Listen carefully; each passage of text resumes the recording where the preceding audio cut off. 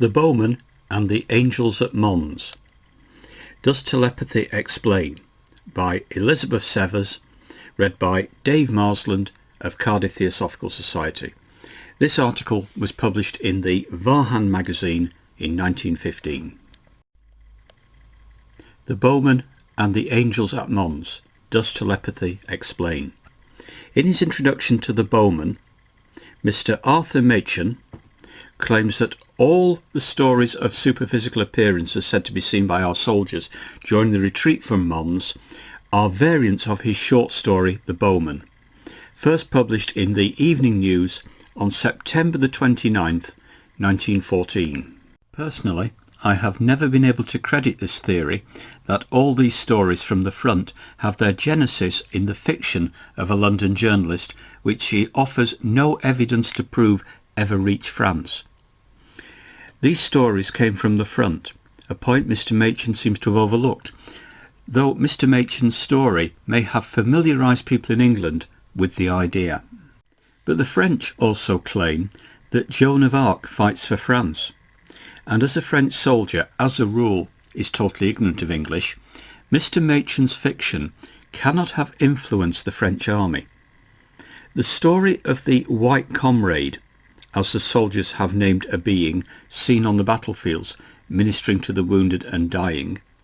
A local clergyman who was home on a few days' leave from his chaplaincy at the front preached a sermon on the ministry of the White Comrade, is also not covered by Mr. Machen's imaginary story. I myself am inclined to credit Telepathy with a solution of the similarity of Mr. Machen's fiction and what I believe to be the actual experiences of some soldiers. The other short stories in the collection of 4 short stories that comprise The Bowmen in book form show that Mr. Machen's writing is of a mystical character, so probably the author himself has a mystical element in his composition. Now, the mystical writer is generally a sensitive, a receptive person.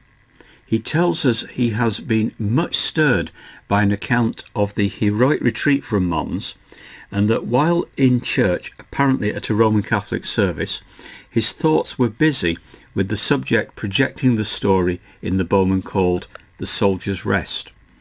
Strong emotion spreads far and is apt, according to the Theosophical theory of the influence of thought and the projection of thought forms, to be reproduced by those in sympathy with the original thought. It is quite possible, or so it seems to me, that excited by the subject, his thoughts treating it mystically, some wave of sympathy reached Mr. Machen's consciousness from those of our sorely tried soldiers who, in their great need, believed they were helped by superphysical beings.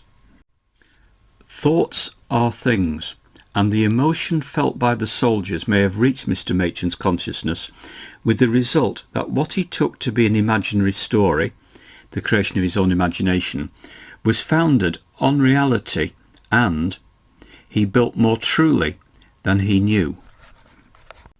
Though the chief interest of the Bowmen rests on that story and the introduction, the other short stories are beautiful.